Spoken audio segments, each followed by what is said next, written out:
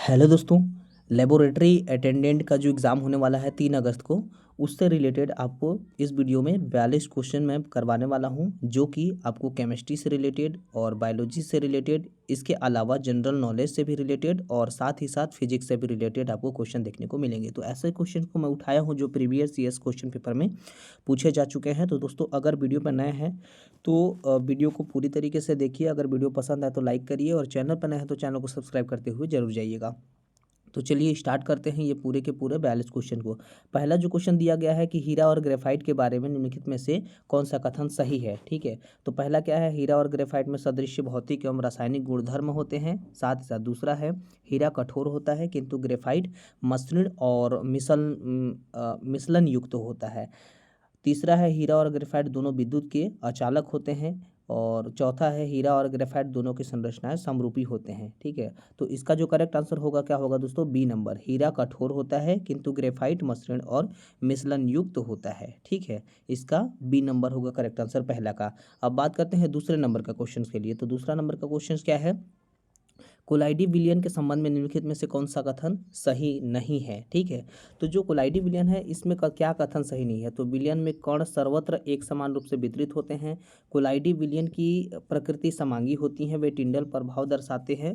इसके अलावा शांत रखे जाने पर वे नीचे नहीं बैठते। ठीक है, तो इसका दूसरा क्या करेक्ट होगा, दूसरा का भी क्या होगा, बी नंबर, कोलाइडी विलयन की प्रकृति कैसी होती है, समांगी प्रकृति की होती है। ठीक है, तो बी नंबर इसका करेक्ट आंसर होगा। अब तीसरा क्या है, तीसरा कह रहा है कि जो एलपीजी गैस होता है, तो एलपीजी गैस एक प्रकार का हाइड्रोकार्बन है जो कि इसका मिश्रण होता है मीथेन और ब्यूटेन का, इथेन और प्रोपेन का, प्रोपेन और ब्यूटेन का, इथेन और ब्यूटेन का। ठीक है, तो इसका क्या करेक्ट आंसर आपको देखने को मिलेगा, सी नंबर, प्रोपेन और ब्यूटेन का मिश्रण होता है कौन, एलपीजी। ठीक है, एलपीजी प्रोपेन और ब्यूटेन का मिश्रण होता है। अगला क्वेश्चन क्या देखने को मिलेगा आपको, तो अगला क्वेश्चन यहाँ पर कौन सा देखने को मिलेगा दोस्तों, चौथा नंबर, निम्नलिखित में से एक धातु आयरन को स्टेनलेस स्टील में परिवर्तित करने के लिए एक मिश्रित की जाती है, वह धातु कौन सी है। ठीक है, कॉपर है, जिंक है, क्रोमियम है और सिल्वर है। तो चौथा नंबर आपको क्या देखने को मिलेगा, क्रोमियम। तो जो क्रोमियम धातु है वो स्टेनलेस स्टील में परिवर्तित करने के लिए एक मिश्रित की जाती है क्रोमियम धातु को। ठीक है, अगला क्वेश्चन यहाँ पर क्या देखने को मिलेगा, पांचवा क्वेश्चन, कि निम्नलिखित में से कौन कैल्शियम कार्बोनेट का एक रूप नहीं है। तो कैल्शियम कार्बोनेट का एक रूप कौन सा नहीं है, चूना पत्थर, चौक, संगमरमर और बिना बुझा हुआ चूना। तो यहाँ पर क्या है, बिना बुझा हुआ चूना एक कैल्शियम कार्बोनेट का रूप नहीं है। बाकी आपको चूना पत्थर देखने को मिलेगा, चौक देखने को मिलेगा और संगमरमर, ये सारे के सारे कैल्शियम कार्बोनेट का एक रूप है। ठीक है, पांचवा नंबर ये हो गया। अब छठवां नंबर देखते हैं, इन अम्लों में से उभयनिष्ठ तत्व क्या है। इनमें से कोई नहीं, हाइड्रोजन और साथ ही साथ कार्बन और सल्फर। तो यहाँ पर छठवां नंबर क्या हो जाएगा करेक्ट आंसर, सल्फर। तो सल्फर जो होते हैं वो उभयनिष्ठ तत्व, ये जो सभी अम्लों में से क्या है, उभयनिष्ठ तत्व हैं। ठीक है, सल्फर। अगला यहाँ क्या देखने को मिलेगा, जो शीतल पेयजल पाए जाते हैं उनमें कौन सा अम्ल पाया जाता है, कार्बोनिक अम्ल, टार्टनिक अम्ल, मैलिक अम्ल और सैलिसिलिक अम्ल। तो यहाँ पर क्या करेक्ट आंसर हो जाएगा, कार्बोनिक अम्ल। जो शीतल पेय होते हैं ना, तो शीतल पेय में कार्बोनिक अम्ल यहाँ पर पाए जाते हैं। ठीक है, अगला क्वेश्चन यहाँ पर देखिए क्या है, निम्नलिखित में से किसे चूना या अनबुझा चूना कहा जाता है। फेरिक ऑक्साइड को, कैल्शियम ऑक्साइड को और फेरस सल्फेट को, कैल्शियम कार्बोनेट को। तो यहाँ पर क्या करेक्ट आंसर हो जाएगा दोस्तों, बी नंबर, कैल्शियम ऑक्साइड को क्या बोला जाता है, चूना या अनबुझा चूना कहा जाता है। ठीक है, अगला क्वेश्चन यहाँ पर देखिए क्या है, कि जो निम्नलिखित में से कौन सा सिंथेटिक फाइबर है। तो ऊन है, कपास है, नायलॉन है, रेशम है। तो सिंथेटिक फाइबर यहाँ कह रहा है, तो कौन सा हो जाएगा दोस्तों, नायलॉन। तो नायलॉन जो है वो सिंथेटिक फाइबर है। ठीक है, अगला यहाँ पर क्या देखने को मिलता है, 10वां नंबर, कि कोबाल्ट के समस्थानी का उपयोग किसके उपचार में किया जाता है। कोबाल्ट के समस्थानी का उपयोग किसके उपचार में किया जाता है, कैंसर, घेंघा, त्वचा रोग, दांतों में सड़न। तो यहाँ पर इसका करेक्ट आंसर क्या हो जाएगा, कैंसर। तो कैंसर जो है वो कोबाल्ट के समस्थानिक का उपयोग या उपचार में किया जाता है। ठीक है, अगला यहाँ पर क्या देखने को मिलेगा, देखिए, जो क्रोमियम है, क्रोमियम, कार्बन, निकिल, मोलिब्डेनम और मैग्नीज के साथ साथ लोहे को मिलाकर निम्न में से कौन सा वो बनाता है, स्टील, जर्मन चांदी, स्टेनलेस स्टील और कांसा। तो ये जो चारों ऑप्शन है, चारों में से कौन सा सही है, स्टेनलेस स्टील। जो स्टेनलेस स्टील होते हैं, क्रोमियम, कार्बन, निकिल, मोलिब्डेनम और मैग्नीज के साथ वो क्या करते हैं, लोहे को मिलाकर ये बनाया जाता है। अगला जो क्वेश्चन है 12वां नंबर, निम्नलिखित में से कौन सा एक धात्विक खनिज है?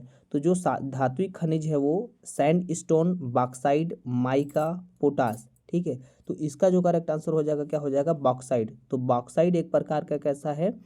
वो एक प्रकार का धात्विक खनिज है। बाद है 13वां क्वेश्चन। आपका क्या देखने को मिलेगा कि प्रोटॉन एक प्रकार का जो ब्लैंक आवेश होता है, तो प्रोटॉन एक प्रकार का कैसा आवेश है? ऋणात्मक, अनंत, धनात्मक और उदासीन। तो प्रोटॉन एक प्रकार का धनात्मक आपका आवेश देखने को मिलता है। ठीक है, सी नंबर इसका करेक्ट आंसर हो जाएगा। अगला क्वेश्चन है पर क्या देखने को मिलेगा कि प्लास्टिक के सामान्य अभिलाक्षणिक गुण कौन से हैं? तो प्लास्टिक के सामान्य अभिलाक्षणिक गुण में टिकाऊ, विद्युत सुचालक, अनभिक्रियाशील, दूसरा है ऊष्मा का सुचालक एवं भार एवं हल्का, विद्युत का सुचालक। तीसरा है टिकाऊ, भार में हल्का, अनभिक्रियाशील। और इसके बाद है टिकाऊ, ऊष्मा का सुचालक, अनअभिक्रियाशील। ठीक है, तो यहाँ पर 14वां जो है उसका करेक्ट आंसर क्या देखने को मिलेगा? टिकाऊ, भार में हल्का और अनभिक्रियाशील प्लास्टिक के सामान्य क्या है? अभिलाक्षणिक गुण को प्रदर्शित करता है। अगला क्या है 15वां, सिरके का मुख्य घटक क्या है? तो सिरके का मुख्य घटक क्या होता है? Lactic acid, nitric acid, acetic acid और कार्बोलिक एसिड। तो इसमें इसका करेक्ट आंसर क्या हो जाएगा? Acetic acid. सिरका का जो मुख्य घटक कैसा होता है? एसिटिक एसिड टाइप से होता है। अगला क्वेश्चन यहाँ पर क्या देखने को मिलता है? यकृत शरीर में किससे संबंधित एक अंग है? कंकाल से संबंधित है, उत्सर्जन से संबंधित है, तंत्रिका तंत्र और पाचन तंत्र। जो यकृत है वो क्या करता है? वो पाचन में महत्वपूर्ण भूमिका निभाता है, तो पाचन तंत्र से रिलेटेड है। अगला क्वेश्चन यहाँ पर क्या देखने को मिलेगा? निम्नलिखित में से कौन सा एक पौधा मांसाहारी पौधा है? क्लार्किया, ड्रोसेरा, एलिसम, हॉलीहॉक। तो इसका जो करेक्ट आंसर हो जाएगा क्या हो जाएगा? ड्रोसेरा। जो ड्रोसेरा होता है पौधा वो एक मांसाहारी प्रवृत्ति की होती है। अगला क्वेश्चन यहाँ पर क्या देखने को मिलेगा? ग्लूकागन एक पेप्टाइड हार्मोन होता है, ये किसके द्वारा निर्मित होता है? अग्नाशय के द्वारा, हाइपोथैलेमस के द्वारा, एड्रिनल के द्वारा और पीयूष ग्रंथि के द्वारा। तो इसका जो करेक्ट आंसर हो जाएगा किसके द्वारा हो जाएगा? अग्नाशय। तो अग्नाशय ग्लूकागन जो एक पेप्टाइड हार्मोन है वो निर्मित होता है अग्नाशय के द्वारा। अगला क्वेश्चन यहाँ पर क्या देखने को मिलेगा? एक एकलिंगी पुष्प है, पपीता का, सरसों का, गुड़हल का और सूरजमुखी का। तो इसका करेक्ट आंसर क्या हो जाएगा दोस्तों? पपीता हो जाएगा। पपीता एकलिंगी पुष्प है। अगला क्वेश्चन यहाँ पर प्राकेंद्र में निम्नलिखित में से कौन सा अनुपस्थित होता है? केंद्रक झिल्ली, सूत्रकर्णिका, क्लोरोप्लास्ट और उपर्युक्त सभी। तो इसका करेक्ट आंसर क्या हो जाएगा? उपर्युक्त सभी। जो प्राकेंद्र होता है उनमें ये चारों के चारों क्या होते हैं? अनुपस्थित होते हैं। अगला क्वेश्चन यहाँ पर क्या देखने को मिलेगा? देखिए, एक स्वस्थ वयस्क में हीमोग्लोबिन की सामान्य मात्रा कितनी होती है? तो स्वस्थ वयस्क पुरुष की बात की है तो इसका क्या हो जाएगा? 6 से 8 ग्राम 100 मिलीलीटर रक्त, 13 से 18 ग्राम 100 मिलीलीटर रक्त, 19 से 12 ग्राम 100 मिलीलीटर रक्त और साथ ही साथ 22 से 28 ग्राम 100 मिलीलीटर रक्त। तो इसका करेक्ट आंसर क्या हो जाएगा? 13 से 18 ग्राम 100 मिलीलीटर रक्त हो जाएगा इसका करेक्ट आंसर। अगला क्वेश्चन है पर क्या देखने को मिलेगा कि जो लार एमाइलेज में विघटित होता है कौन होता है? प्रोटीन, कार्बोहाइड्रेट, वसा, विटामिन। तो इसका जो करेक्ट आंसर हो जाएगा क्या हो जाएगा? B number, carbohydrate. लार एमाइलेज में कौन सा विघटित होता है? तो कार्बोहाइड्रेट विघटित होता है, तो दूसरा नंबर करेक्ट आंसर हो जाएगा। अगला क्वेश्चन, कशेरुकियों में चिकनी अंतःप्रद्रव्य जालिका कई दवाओं में से कोई विषाक्त करने में महत्वपूर्ण भूमिका निभाता है, जैसे छोटी आंत, यकृत, दिमाग और फेफड़ा। तो इसका जो करेक्ट आंसर हो जाएगा क्या हो जाएगा? यकृत। जो यकृत होता है कशेरुकियों में चिकनी अंतःप्रद्रव्य जालिका में ये विषाक्त करने में भूमिका निभाता है। अगला क्वेश्चन पर क्या देखने को मिलेगा? इसके जो यौगिक होते हैं मिनीमाता रोग उत्पन्न करते हैं, मरकरी, कैडमियम, कोबाल्ट, उर्वरक। तो इसका करेक्ट आंसर क्या हो जाएगा दोस्तों? मरकरी। जो मरकरी ऐसे यौगिक होते हैं जो मिनीमाता रोग उत्पन्न करने में सहायक होते हैं। अगला क्वेश्चन है पर क्या देखने को मिलेगा? अमरबेल निम्न में से किसका एक उदाहरण? सौपोषी, परजीवी, मृतपोषी और परपोषी। तो जो अमरबेल होते हैं चूंकि दूसरे पर ही डिपेंड होता है तो इसका इसीलिए इसका करेक्ट आंसर क्या हो जाएगा? परजीवी हो जाएगा। दूसरा नंबर इसका करेक्ट आंसर हो जाएगा। अगला क्वेश्चन यहाँ पर क्या देखने को मिलता है कि निम्नलिखित में से एक जलीय पौधा को तैरने में सहायता करने के लिए उत्प्लावकता प्रदान करता है? एरेनकाइमा, ट्रैकिड, द्वारा कोशिका और स्क्लेरेनकाइमा। तो इसका करेक्ट आंसर क्या हो जाएगा? एक नंबर, एरेनकाइमा। जो एरेनकाइमा होता है जलीय पौधे को तैरने में क्या करता है? सहायता प्रदान करता है। तो ऐसा कौन सा रक्त समूह होता है जो व्यक्ति को एक सार्वभौमिक रक्तदान करता माना जाता है, मतलब सबको वो डोनेट कर सकता है? तो O negative, A B positive, A B negative और ओ पॉजिटिव। तो इसका करेक्ट आंसर क्या हो जाएगा? ओ नेगेटिव इसका करेक्ट आंसर हो जाएगा। अगला क्वेश्चन यहाँ पर क्या देखने को मिलता है कि वायवीय श्वसन क्या है? आणविक ऑक्सीजन के बिना श्वसन, त्वचा के माध्यम से श्वसन, ऑक्सीजन की उपस्थिति में श्वसन, गलफड़ों के माध्यम से श्वसन। ठीक है, तो इसका जो करेक्ट आंसर हो जाएगा दोस्तों, ऑक्सीजन की उपस्थिति में श्वसन एक प्रकार का वायवीय श्वसन होता है। अगला क्वेश्चन यहाँ पर क्या देखने को मिलता है? शुष्काछिपाक जिसको बोलते हैं जेरोफ्थाल्मिया, विटामिन कमी के कारण क्या होता है? डी, ए, के, सी। तो इसका जो करेक्ट आंसर हो जाएगा दोस्तों ए। तो जेरोफ्थाल्मिया विटामिन ए की कमी के कारण होता है।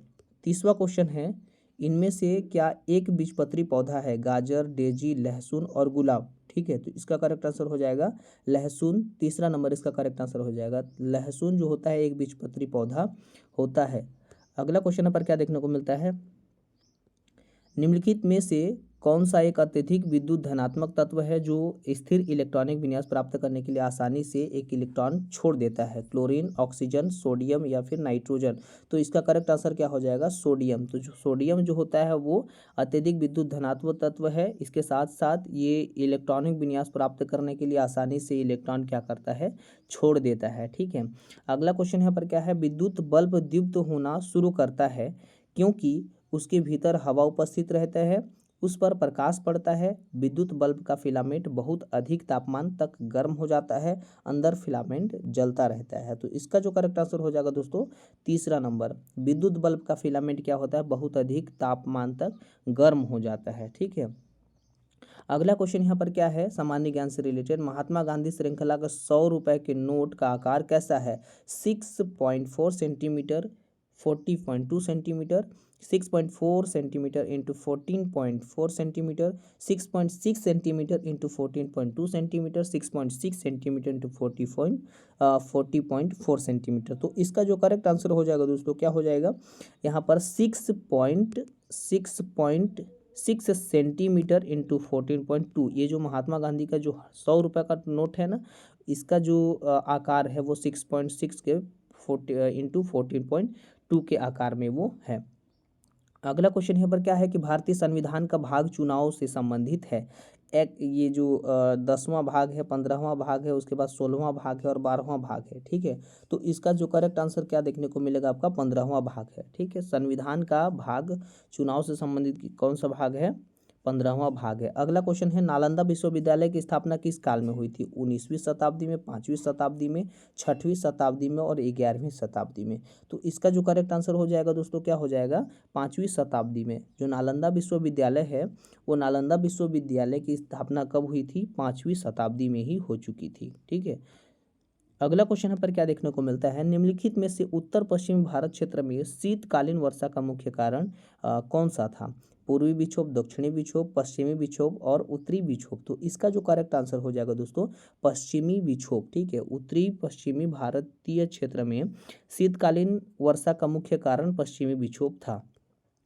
अगला क्वेश्चन यहाँ पर क्या है कि चांग देवी का देवालय किस जिले में स्थित है? चांग देवी, तो सरगुजा, कोरिया, सूरजपुर, बलरामपुर। तो छत्तीसगढ़ में कोरिया जिला में है चांग देवी का देवालय स्थित। ठीक है, अगला क्वेश्चन यहाँ पर क्या देखने को मिलता है कि रायपुर में माणा हवाई अड्डे का नाम बदल करके क्या नाम दे दिया है? स्वामी विवेकानंद हवाई अड्डा, वीर नारायण सिंह हवाई अड्डा, VR अम्बेडकर हवाई अड्डा, राजीव गांधी हवाई अड्डा। तो इसका जो करेक्ट आंसर हो जाएगा दोस्तों ए नंबर, स्वामी विवेकानंद हवाई अड्डा।